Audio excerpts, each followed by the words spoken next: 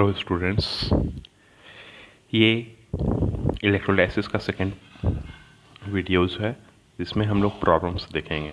Last class में हम लोगों ने देखा था फैराडेज लॉ ऑफ इलेक्ट्रोलाइसिस के बारे में। उसमें हम लोगों ने ये पढ़ा था कि first law of electrolysis and second law of electrolysis, जो कि माइकल फैराडे के द्वारा दिया गया था। फर्स्ट लॉ ऑफ इलेक्ट्रोलाइसिस ये कहता है कि मास ऑफ सब्सटेंस डिपॉजिटेड और लिबरेटेड जो होगा वो प्रोपोर्शनल होगा चार्ज क्यू के। तो ये जो मास ऑफ सब्सटेंस डिपॉजिट या लिबरेटेड होगा कहाँ पे होगा? इलेक्ट्रोलाइटिक सेल में। इलेक्ट्रोलाइटिक सेल जो कि अभी हम लोग देखे थे कि जो सब्सटेंस डिपॉजिट या हो रहा है, जैसे ये इलेक्ट्रोलाइटिक सेल है तो यहाँ पे S2 इवॉल्व हो रहा है और यहाँ पे कॉपर डिपॉजिट हो रहा है। तो यहाँ पे जो S2 इवॉल्व होगा वो किसके प्रोपोर्शनल होगा? वो उसके प्रोपोर्शनल होगा कि चार्ज यहाँ पे Q कितना है, मतलब यहाँ से चार्ज Q कितना मिल रहा है। और चार्ज Q हम जानते हैं कि I इंटू टी होता है, तो W यहाँ पे हो गया Z into I into T, जहाँ Z क्या है? इलेक्ट्रोकेमिकल इक्विवेलेंट है। और ये कांस्टेंट है जो कि कैरेक्टर ऑफ सब्सटेंस जो डिपॉजिट हो रहा है या लिबरेटेड हो रहा है उस पर डिपेंड करता है। सेकेंड लॉ ऑफ इलेक्ट्रोलाइसिस यही है। इसमें ये कहता था कि W1 अपॉन W2, यहाँ पर सब्सटेंस डिपॉजिट या लिबरेटेड और यहाँ पर सब्सटेंस डिपॉजिट या लिबरेटेड यदि सेम अमाउंट ऑफ चार्ज यदि पास किया जाए तो यहाँ पे W1 अपॉन W2 ये डिपेंड कर रहा है E1 अपॉन E2, जहाँ E क्या है? ये है इक्विवेलेंट मास। तो इक्विवेलेंट मास हम लोग इसके बारे में देखेंगे, W equal to Z I T. तो यहाँ पे हम लोग जानते हैं इक्विवेलेंट मास क्या होता है? Molar mass upon n factor. और यहाँ पे ये भी देखे थे क्या कि चार्ज ऑफ तो ये molar mass upon n factor. तो इसके बाद ये भी देखे थे क्या कि ये क्या होता है? 1 मोल इलेक्ट्रॉन, इसका चार्ज जो होगा, charge of 1 mole of electron, ये आता था जब इसको मल्टीप्लाई किए थे और अप्रोप्रिएट वैल्यूज सब्सटीट्यूट किए थे। 1 मोल that means Avogadro's number and charge of 1 electron, then values comes to 96,485.33 coulomb, that is approx equal to 96,500 coulomb. And for convenience we take 96,500 coulomb as 1 Faraday. तो charge of 1 Faraday कितना होगा? वो होगा 96,500 coulomb. हम यहाँ पे ये देखेंगे क्या कि 1 मोल इलेक्ट्रॉन के कारण जितना ये डिपॉजिट या लिबरेटेड हो रहा है वो हमेशा होता है कितना? 1 gram equivalent mass. 1 gram equivalent mass इतना ही डिपॉजिट या लिबरेटेड होता है यदि चार्ज हम कितना दें? 1 फैराडे चार्ज दें। ओके, तो इसी की बेसिस पे जब हम लोग आगे देखे थे कि एक और टर्म देखे थे कि जब यदि W जो ग्राम इक्विवेलेंट मास है वो यदि E रहेगा और चार्ज कितना रहेगा? ये मतलब कि चार्ज यदि हम 1 फैराडेज है जो कि 96,500 कूलम है, W equal to Z into Q में यदि Q इतना वैल्यू रहेगा, ओके, तो E बराबर क्या हो जाएगा? E जहाँ पे सब्सटेंस जो डिपॉजिट या लिबरेटेड हो रहा है वो W क्या में हो जाएगा? E। तो Z बराबर क्या हो जाता है? E upon 96,500।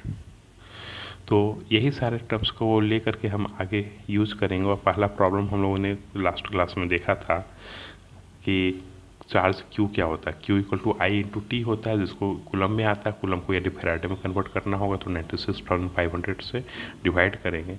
और सेकेंड प्रॉब्लम में हम लोगों ने ये देखा था कि यदि मान लो क्या कि कोई करंट इतना पास करा रहा है तो फिर उसके कारण से एटॉमिक मास कैलकुलेट करना था। तो हम लोगों ने सिंपल फार्मूला लगाया था W equal to Z into I into T, और Z बराबर यहाँ पे हम लोगों ने देखा था क्या कि E अपॉन क्या होता है? 96,500। तो वही E अपॉन 96,500 पुट किया, और चूँकि W और E इक्विवेलेंट मास को यदि यहाँ पे नीचे लेते आया तो हम लोग ये भी जानते हैं कि नंबर ऑफ इक्विवेलेंट क्या होता है? W upon E। जैसे नंबर ऑफ मोल क्या होता है? Weight of substance upon molar mass. Number of equivalent क्या होता है? Weight of substance upon equivalent mass. तो वेट अपॉन इक्विवेलेंट मास, इसी को क्या कहते हैं? Number of equivalent. और ये कितना आया? आई इंटू टी अपॉन 96,500। अब यहाँ पर दिया हुआ था कि E इक्वल टू m/3, तो W यहाँ पर सब्सटीट्यूट हम लोगों ने किया और उसके बाद अननोन टर्म था M, तो M हम लोगों ने कैलकुलेट किया जो कि 48.25 ग्राम कैलकुलेट करके आया। अब इसके बाद नेक्स्ट प्रॉब्लम जाते हैं, जो कि यहाँ से प्रॉपर ये लेक्चर स्टार्ट हो रहा है।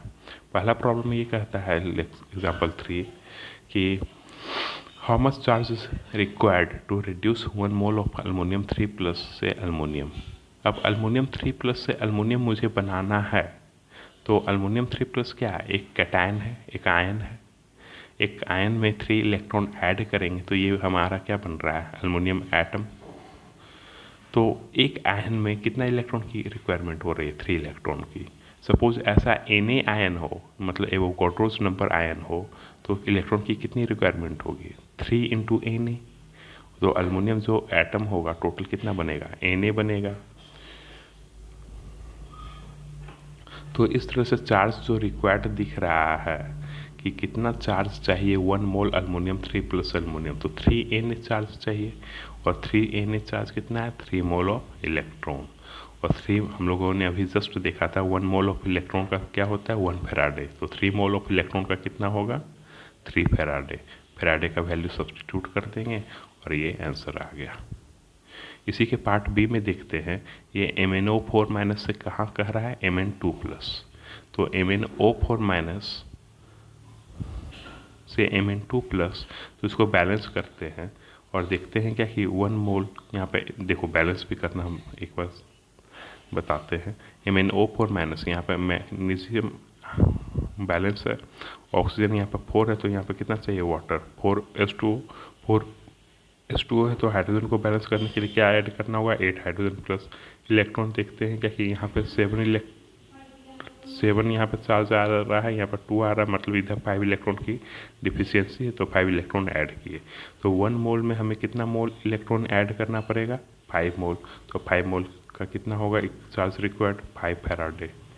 ओके, तो 5 फेराडे, तो फेराडे का वैल्यू 96,500 कूलम सब्स्टिट्यूट करेंगे और आंसर मेरा आ जाएगा। नेक्स्ट एग्जांपल है क्या कि कितना चार्ज रिक्वायर्ड होगा ऑक्सीडाइज होने में, यहाँ पे रिड्यूस होने में था, और यहाँ पे कितना है, यहाँ पे ऑक्सीडाइज होने में। तो 1 मोल H2O से O2 में कन्वर्ट करना है, H2O से O2 में कन्वर्ट करना है। तो 1 मोल है, तो उससे हमें कितना इलेक्ट्रॉन रिक्वायरमेंट होगी। तो यहाँ पे देखते हैं क्या कि इस पर ऑक्सीजन पे -2 चार्ज होता है और यहाँ पे O2 पे कितना है, 0 चार्ज। तो इलेक्ट्रॉन की जो रिक्वायरमेंट हो रही है वो 2 मोल की रिक्वायरमेंट हो रही है। तो ऐसे में चार्ज रिक्वायर्ड कितना होगा, 2 mole of electron, that means 2 Faraday. और फेराडे का वैल्यू सब्स्टिट्यूट कर देंगे। तो आप लोग ऐसे भी सॉल्व कर सकते हो कि उसे बैलेंस करो, या फिर सिंपली ऑक्सीडेशन स्टेट से भी देख सकते हैं।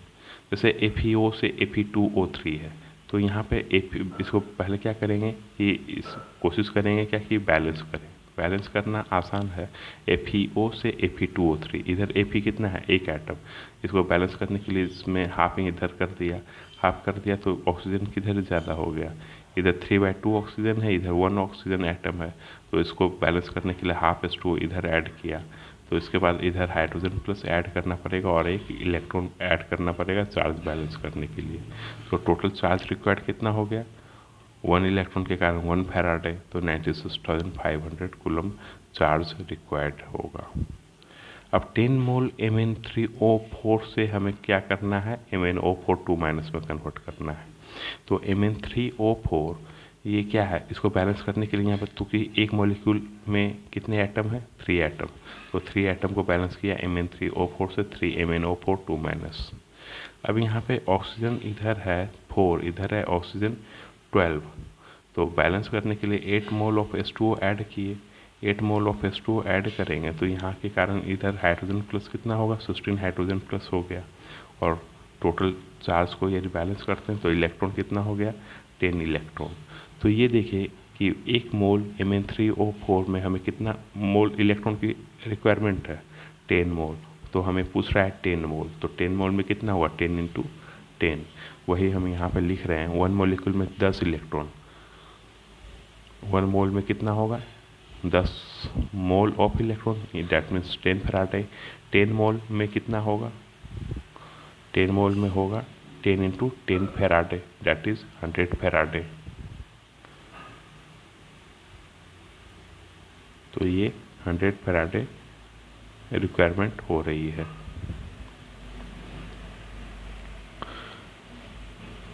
अब देखते हैं एग्जाम्पल नंबर 5। तो एग्जाम्पल नंबर 5 क्या कह रहा है कि determine amount of electrons required to produce 5.12 gram of copper from a copper sulphate solution. Okay, तो ये देखेंगे तो कॉपर सल्फेट में यहाँ पर कॉपर का ऑक्सीडेशन स्टेट कितना होगा +2 और कॉपर का कितना है 0। तो 1 मोल यदि कॉपर 2+ रहेगा तो कितना इलेक्ट्रॉन चाहिए 2 मोल। ये हम लोग देख लिए। अब यहाँ पे ये देखना कि अमाउंट ऑफ इलेक्ट्रॉन रिक्वायर्ड, लेकिन यहाँ पर 1 मोल इलेक्ट्रॉन नहीं है, यहाँ पर कितना है 5.12 ग्राम है। तो हम ये देखेंगे कि 5.12 ग्राम को हम लोग पहले इक्विवेलेंट में कन्वर्ट कर लेंगे। ओके, या फिर उस पहले के वे में देखेंगे। पहले इसको क्या करते हैं 5.12 ग्राम को कितना मोल में कन्वर्ट करते हैं, तो 5.12 अपॉन 63.5, तो 5.12 अपॉन 63.5 यदि ये करते तो इतना क्या आता है, ये मोल आता है। तो हम लोगों ने ये 5.12 ग्राम को कन्वर्ट किया मोल में, तो इतना आ गया 5.12 अपॉन 63.5 मोल। एक मोल में 2 मोल इलेक्ट्रॉन की रिक्वायरमेंट है, तो इतने मोल में कितने मोल की 2 इंटू इतना करना होगा। तो फिर इस तरीके से करेंगे तो 2 इंटू 5.12 अपॉन 63.5 आएगा, जो कि 0.161 है। या फिर हम इसे इक्विवेलेंट के टर्म में कैलकुलेट करते हैं, चूँकि यहाँ पर हम लोगों ने ये देखा था कि नंबर ऑफ़ इक्विवेलेंट क्या होता है, number of mole upon number of equivalent होता है number of mole into n factor. या फिर ये जो दिया हुआ था ये नंबर ऑफ़ मोल आया था, उसी की जगह यदि नंबर ऑफ़ इक्विवेलेंट कैलकुलेट करना रहता तो ये मोलर मास है और ये क्या होगा इक्विवेलेंट मास। तो इक्विवेलेंट मास के लिए हम लोग क्या करते हैं कि जो उसका n फैक्टर होता है उससे डिवाइड कर देते हैं। तो 5.12 अपॉन 63.5/2। तो दोनों तरीके से आंसर सेम आएगा, एक होता है मोल वे में, एक होता है इक्विवेलेंट के वे में। तो सिंपल अभी क्या किया 5.12 ग्राम को हम इक्विवेलेंट में कन्वर्ट कर दिए। तो इक्विवेलेंट में कन्वर्ट करने के लिए 5.12 ग्राम था और इसका इक्विवेलेंट मास क्या होगा, कॉपर का मास होता है 63.5, चूँकि चार्ज यहाँ पे 2 है ऑक्सीडेशन स्टेट, तो n फैक्टर 2 आ जाएगा। तो 5.12 अपॉन 63.5/2, जिसके कारण से ये जो इक्विवेलेंट आया ग्राम इक्विवेलेंट वो आया 0.161। तो ये देखेंगे क्या कि जो 1 मोल ऑफ इलेक्ट्रॉन है 1 फैराडे जिसे जो उसके इक्वल होता है, उसके कारण डिपॉजिट या लिबरेट कितना इलेक्ट होगा 1 ग्राम इक्विवेलेंट होगा। तो जब 1 ग्राम इक्विवेलेंट के कारण 1 मोल इलेक्ट्रॉन हो रहा है तो इतना ग्राम इक्विवेलेंट के कारण कितना होगा 0.161 मोल इलेक्ट्रॉन होगा, जो कि उतना फैराडे के बराबर होगा। तो और फैराडे का वैल्यू सब्स्टिट्यूट करेंगे तो प्रॉब्लम सॉल्व हो जाएगी। अब हम देखते हैं एग्जाम्पल नंबर 6 में। इसमें कह रहा है a metal wire carries A current of 1 ampere, how many electrons pass A point in the wire in A second. इसमें तो ये इसमें प्रॉब्लम में एक ये मिसिंग है कि एक कूलम के कारण कितना चार्ज इलेक्ट्रॉन पास करेगा वायर में। तो हम लोग जानते हैं क्या कि Na जो इलेक्ट्रॉन होता है वो 1 फैराडे ऑफ इलेक्ट्रिसिटी के कारण पास करता है नहीं, तो 1 फैराडे के कारण कितना होता है Na इलेक्ट्रॉन। तो एक कूलम के कारण कितना होगा Na अपॉन 96,500 इलेक्ट्रॉन। तो नंबर ऑफ इलेक्ट्रॉन जो पास करेगा तो ये तो है, तो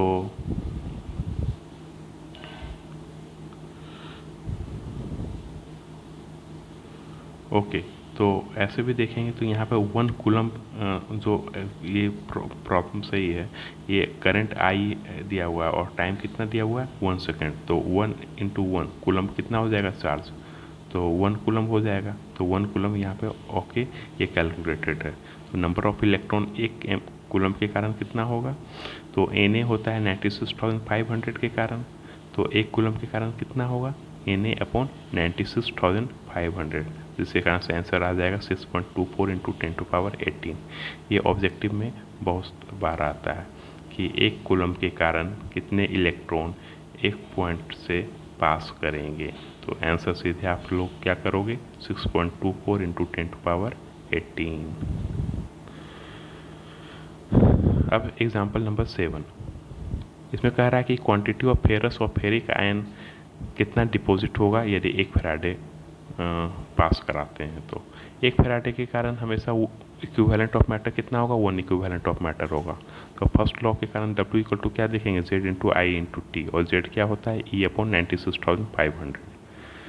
तो नंबर ऑफ इक्विवेलेंट है जो कि होता है W अपॉन E, और इसी को हम लोग कहते हैं जो आता है ये आता है I into T upon 96,500।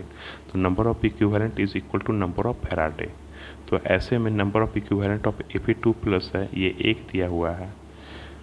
Okay, यहाँ पर कह रहा है क्या कि 1 फैराडे के कारण कितना डिपॉजिट होगा। तो 1 फैराडे के कारण Fe2 प्लस कितना डिपॉजिट होगा 1।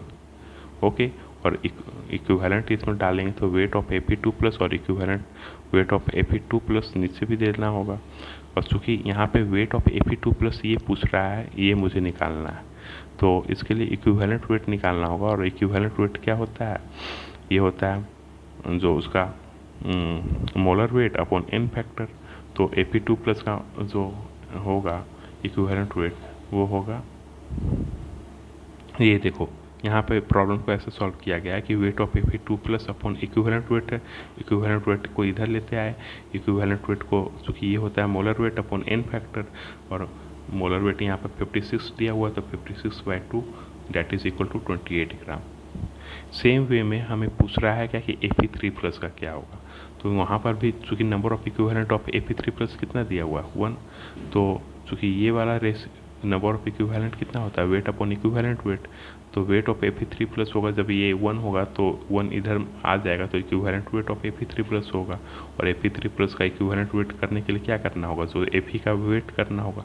यहाँ पे ये देखना है कि Fe या Fe3 प्लस दोनों का जो वेट होता है मोलर वेट होता है, वो चूँकि वेट होता है वो weight of mass of proton plus mass of neutron लेते हैं, मास ऑफ इलेक्ट्रॉन को इग्नोर कर लेते हैं क्योंकि उसका मास बहुत ही कम होता है।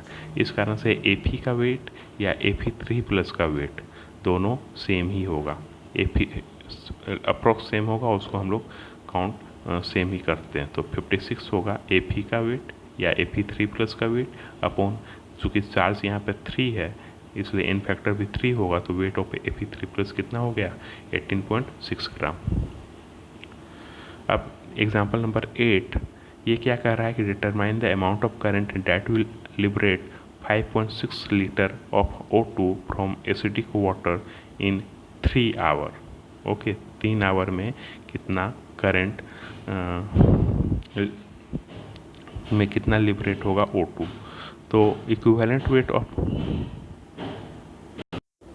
अब इस प्रॉब्लम में देख रहे हैं इसमें क्या कह रहा है क्या कि O2 करंट कितना हो लगेगा यदि 5.6 लीटर ऑफ O2 को लिबरेट कर रहे हैं एसिडिक वाटर में। मतलब कि एसिडिक वाटर है, एसिड है वाटर, तो उससे O2 कितना लिबरेट होगा। तो हम लोग इसके पहले देखना होगा कि O2 का इक्विवेलेंट मास क्या होता है या इक्विवेलेंट वेट क्या होता है। इक्विवेलेंट वेट जो O2 का होता है वो 8 ग्राम होता है, इसका मोलर वेट ये होता है 32 ग्राम और इसका इक्विवेलेंट वेट होता है 8 ग्राम। ओके, तो इक्विवेलेंट वॉल्यूम ऑफ O2 क्या होगा, ये तो सिंपल कॉन्सेप्ट है कि इक्विवेलेंट वॉल्यूम कैलकुलेट करने के लिए क्या करेंगे 8/32 इंटू 22.4 लीटर मल्टीप्लाई कर देंगे जो कि आएगा 5.6 litre. Number of equivalent of O2 आया volume of O2 upon equivalent volume of O2, तो नंबर ऑफ इक्विवेलेंट कितना आएगा 5.6 अपॉन 5.6, चूँकि वॉल्यूम ऑफ O2 ही दिया हुआ 5.6 लीटर और इक्विवेलेंट वॉल्यूम ऑफ O2 भी कितना होता है 5.6 लीटर। तो number of equivalent of O2 कितना आया 1। अब 1 आने के बाद चूँकि हम लोग जानते हैं number of equivalent is equal to number of Faraday, और यहाँ पे 1 आया है और नंबर ऑफ फैराडे को चार्ज अपॉन 96,500 करते हैं और चार्ज होता है करंट इनटू टेम्परेचर, और टाइम वहाँ पे दिया हुआ 3 आवर, तो 3 आवर को सेकंड में कन्वर्ट कर दिए तो इससे करंट आई निकल गया जो कि 8.8 एम्पियर आया। अब एग्जांपल नंबर 9 में देखते हैं, तो ये क्या कह रहा है क्या कि calculate minimum number of electricity required to produce 1000 kg of aluminium by electrolysis of aluminium 3+, ये पता है रिक्वायर्ड EMF कितना है 4.5 वोल्ट। और फिर इसके अलावा कैलकुलेट करना है कि इलेक्ट्रिसिटी कितना रिक्वायर्ड होगा किलोवाट आवर में। तो पहले हम लोग क्या देखेंगे कि हम लोग जानते हैं इलेक्ट्रिसिटी रिक्वायर्ड मतलब एनर्जी क्या होता है charge into volume, E equal to charge, वो चार्ज इनटू वॉल्यूम होगा। तो लेकिन चार्ज हमें कैलकुलेट करना होगा, उसके लिए चाहिए नंबर ऑफ फैराडे, और नंबर ऑफ फैराडे जो कि किसके इक्विवेलेंट वो होता है नंबर ऑफ इक्विवेलेंट। तो नंबर ऑफ इक्विवेलेंट हमें चाहिए, तो इसके लिए क्या होना चाहिए वेट ऑफ एल्युमिनियम 3+, और वेट ऑफ एल्युमिनियम 3+ कितना दिया हुआ 1000 kg, क्योंकि हमें ग्राम में चाहिए तो 1000 इंटू 1000 करना होगा। तो 1000 इंटू 1000 किया, और फिर इसका इक्विवेलेंट वेट निकालना होगा एल्युमिनियम 3+ का। एल्युमिनियम का वेट कितना होता है 27। इक्विवेलेंट करने के लिए चूँकि 27 अपॉन n फैक्टर, और n फैक्टर यहाँ पे कितना है 3, तो ऐसे में कन्वर्ट करेंगे तो पुट करेंगे तो ये आएगा नंबर ऑफ फैराडे 10⁻⁶/9। अब ये देखेंगे तो चार्ज इन कूलम क्या हो गया, चूँकि ये नंबर ऑफ फैराडे है तो चार्ज इन कूलम में कन्वर्ट करने के लिए इतना जो ये वैल्यू आया, ये आया मेरा नंबर ऑफ फैराडे, उसमें 96,500 से मल्टीप्लाई कर देंगे तो ये आया 1.07 इंटू 10⁻10 कूलम। अब इलेक्ट्रिकल एनर्जी जूल में जो चाहिए ये कितना है Q इंटू वी, 1.07 इंटू 10⁻10 ये आया चार्ज, और वोल्टेज कितना है 4.5। तो ऐसे में कैलकुलेट करेंगे तो ये इलेक्ट्रिकल एनर्जी ये मिल गया। तो फिर अब ये देखेंगे कि 1 किलोवाट आवर है, तो चूँकि इलेक्ट्रिकल एनर्जी इतना है, अब ये कह रहा है कि किलोवाट आवर में कन्वर्ट करना है, तो 1 किलोवाट आवर होता है 3.6 इंटू 10⁻6 जूल, 3.6 इंटू 10⁻6 जूल। तो सिंपली इसे कन्वर्ट करेंगे किलोवाट आवर में, तो उससे डिवाइड करना होगा, इसे डिवाइड किए तो इतना ये किलोवाट आवर आ गया। अब देखते हैं एग्जांपल नंबर 10।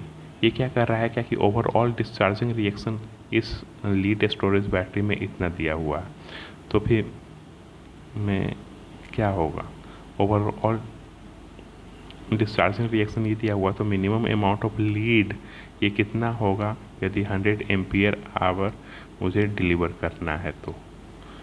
तो हम लोग ये देखेंगे क्या पहले क्या कि 100 एम्पियर आवर, तो 100 एम्पियर आवर क्या होता है, तो 100 एम्पियर को यदि हम करेंगे तो एम्पियर होता है कूलम पर सेकेंड, और आवर दिया हुआ तो आवर होता है 3600 सेकेंड। तो ऐसे में ये कितना आ गया 3.6 इंटू 10⁻5 कूलम, और इसको फैराडे में कन्वर्ट कर देंगे तो 3.74 फैराडे या उतना मोल ऑफ इलेक्ट्रॉन आ गया।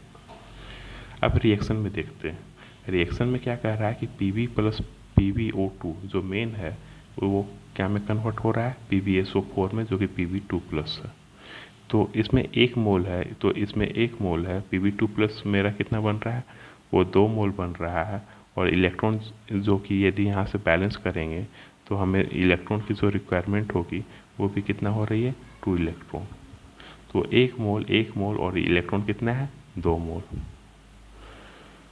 तो ये कह रहा है क्या कि मिनिमम अमाउंट ऑफ लीड कितना रिक्वायर्ड होगा।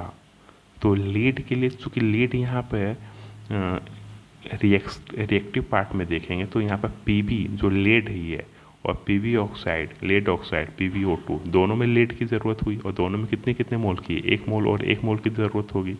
मतलब यदि 2 मोल लेड की ज़रूरत हो रही है तो फिर मुझे PbSO4 का 2 मोल बन रहा है। ओके, अब ये बन रहा है तो इसमें इलेक्ट्रॉन जो रिक्वायरमेंट हुई वो बैलेंस किए, तो ये बैलेंस करने के बाद मुझे इलेक्ट्रॉन कितना आया, ये भी आया 2 मोल। अब ये 2 मोल है, और मुझे यहाँ से चूँकि 100 एम्पियर आवर मुझे इतना करंट मिला ही, तो इतना करंट ही तो ये इलेक्ट्रॉन होगा। तो 3.74 मोल ऑफ इलेक्ट्रॉन है, तो ये जब 3.74 मोल इलेक्ट्रॉन होगा, 2 मोल में यहाँ पर PbO2 कितना चाहिए 1 मोल, तो इसमें 3.74 मोल ऑफ इलेक्ट्रॉन के लिए कितना चाहिए PbO2 3.74/2, उसी तरह से Pb कितना चाहिए 3.74/2। तो total mole of Pb required कितना हो जाएगा, इसके लिए 3.74 मोल ऑफ Pb/2, और यहाँ पर भी 3.7/2 4/2, तो टोटल आ जाएगा 3.74 मोल ऑफ पीवी, और पीवी का वेट होता है 207 ग्राम या 208 ग्राम। तो हमें कितना रिक्वायरमेंट होगी लेड की, 3.09 kg। ये अच्छा प्रॉब्लम है। अब देखते हैं एग्जाम्पल नंबर 11। 1 ग्राम जो मेटल M3+ है, इसको डिस्चार्ज किया जाता है इतने इलेक्ट्रॉन पास कराने पे। तो एटॉमिक मास पूछ रहा है। तो एटॉमिक मास पूछ रहा है तो हम सिंपली क्या देखेंगे, number of equivalent equal to number of Faraday. और नंबर ऑफ फैराडे करने के लिए हम इतना ये जो चाहिए उसको कन्वर्ट करते हैं। तो 1 ग्राम मेटल M3+, ये दिया हुआ है 1 ग्राम, तो इसको नंबर ऑफ इक्विवेलेंट करेंगे तो 1 ग्राम मेटल है, तो इसको नंबर ऑफ इक्विवेलेंट करेंगे तो 1/m/3 आएगा, जहाँ m/3 क्या है, उसका इक्विवेलेंट मास है। तो ये नंबर ऑफ इक्विवेलेंट आया। ओके, अब यहाँ पे तो ये कह रहा है क्या कि इसके कारण कितना एटॉमिक मास ऑफ मेटल क्या होगा। तो जो आया ये कितना आया, 1/m/3।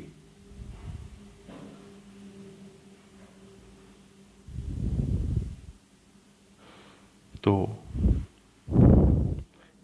इसमें अलग तरीके से सॉल्व किया गया है। तो हम लोग ऐसे भी देख सकते हैं कि 1 जो नंबर ऑफ इक्विवेलेंट है वो आएगा 1/m/3, और उसके कारण नंबर ऑफ फैराडे कितना आएगा, नंबर ऑफ फैराडे होगा वो 1.81 into 10⁻23 electron upon 6.022 into 10⁻23 electron.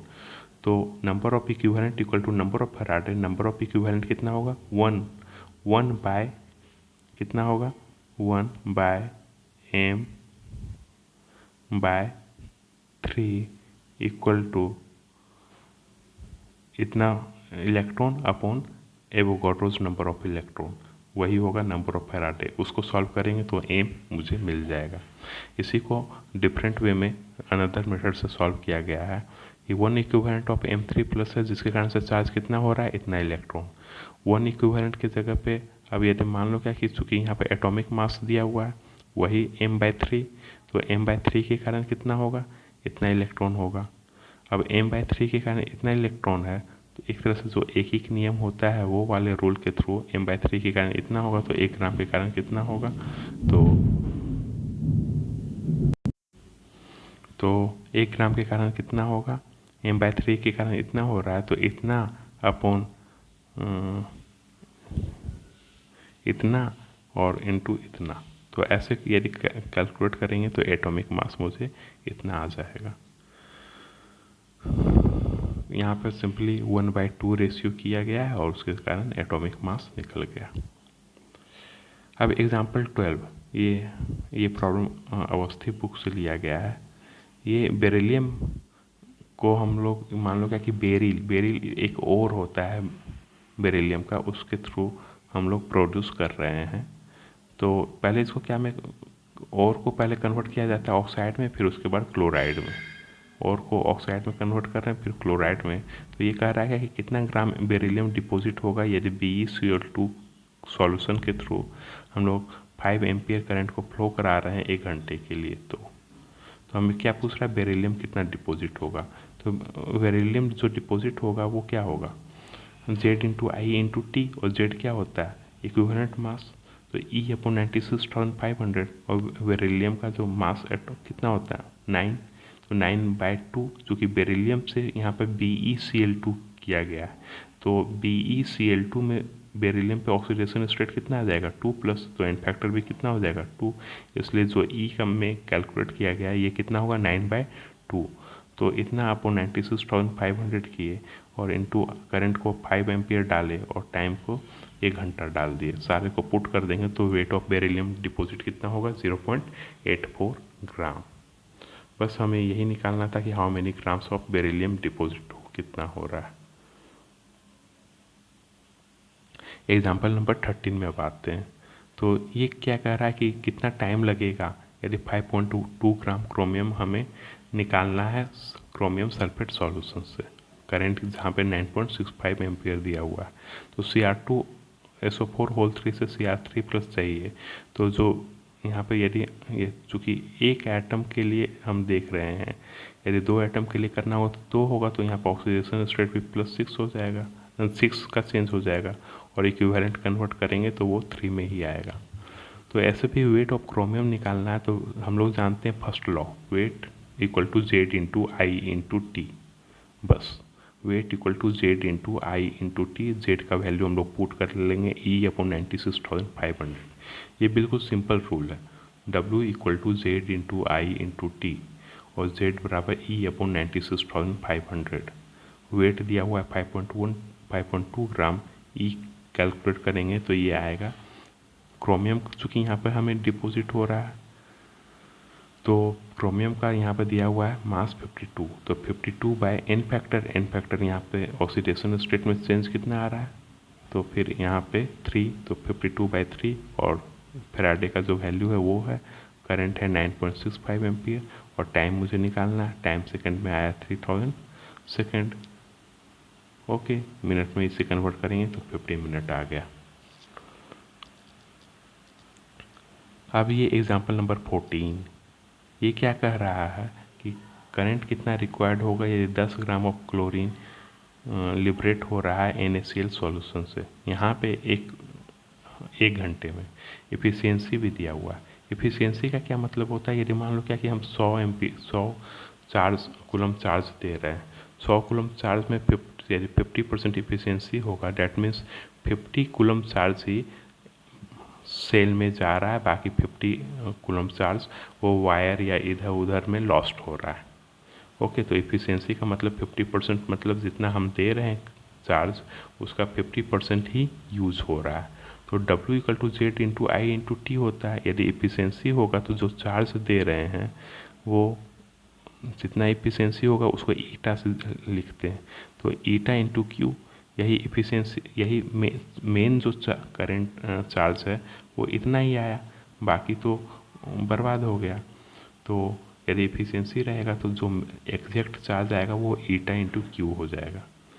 अब ये दे रहा है कि NaCl से हमें Cl2 बनाना है, तो Cl माइनस से यदि Cl2 में कन्वर्ट करेंगे तो एक Cl माइनस से कितना आया, हाफ Cl2, और 2 Cl माइनस से कितना हमें Cl2 बनाना है, तो Cl2 बनाने में इलेक्ट्रॉन की कितनी रिक्वायरमेंट होगी, 2 इलेक्ट्रॉन की। तो इक्विवेलेंट वेट हमेशा क्या होगा, molecular weight upon n factor, और Cl2 का मोलिकुलर वेट 71/2, तो 35.5 ग्राम आया।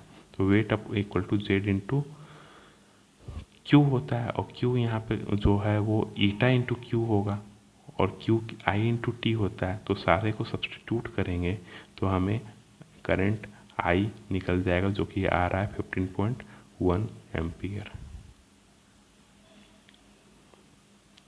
अब एग्जांपल नंबर 15, ये भी उसी वे में, जब यहाँ पे एफिशिएंसी इलेक्ट्रोलाइटिक सेल का कितना होगा 85%, मतलब जो W होगा वो Z into eta into I T होगा।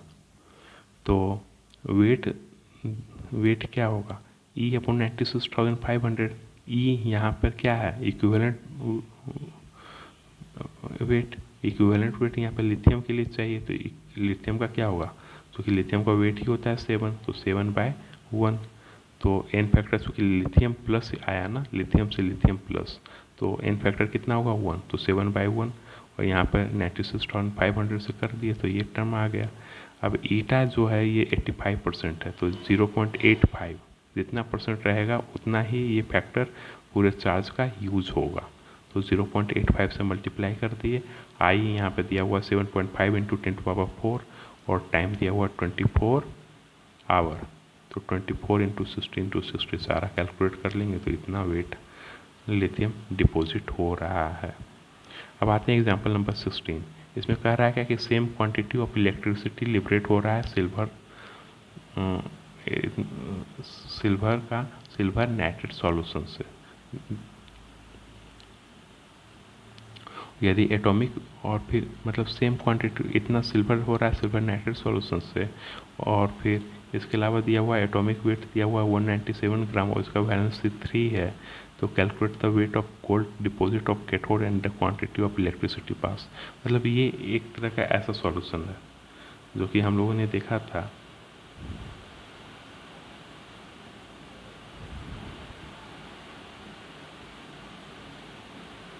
ऐसा सॉल्यूशन है। यहाँ पे AC का सॉल्यूशन है, यहाँ पे AU का सॉल्यूशन है। तो सेकेंड लॉ ऑफ इलेक्ट्रोलाइसिस लगाएंगे W1/W2 और E1/E2। तो फिर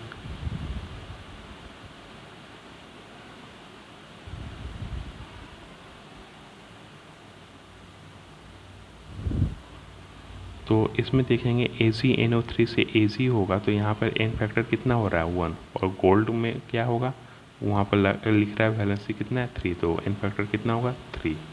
तो weight of Ag upon weight of AU होगा, ये होगा इक्विवेलेंट वेट Ag का और इक्विवेलेंट वेट AU का, ये दोनों का रेशियो होगा। तो वेट जो दिया हुआ है ये 4.316 है और AU का होगा, हमें तो चूँकि यहाँ पे 4.316 ये दिया हुआ है क्या कि इतना लिबरेट हो रहा है, और AU का वेट हमें निकालना है। तो ये पूछ रहा है ना, calculate the weight of gold deposited at cathode, तो ये निकालना है। इक्विवेलेंट वेट Ag का दिया हुआ होगा 108 उसका वेट होता है, n फैक्टर उसका 1 आएगा क्योंकि यहाँ Ag प्लस से Ag कर रहे हैं, और गोल्ड का जो इक्विवेलेंट वेट होगा 197 उसका वेट होगा और n फैक्टर क्या होगा 3 होगा। तो ऐसे में वेट ऑफ AU ये कितना आ गया 2.62 ग्राम। ओके, अब इसके बाद सेकेंड पार्ट ये कह रहा है क्या कि कितना जो डिपॉजिट करने में कितना क्वांटिटी ऑफ इलेक्ट्रिसिटी लगेगा।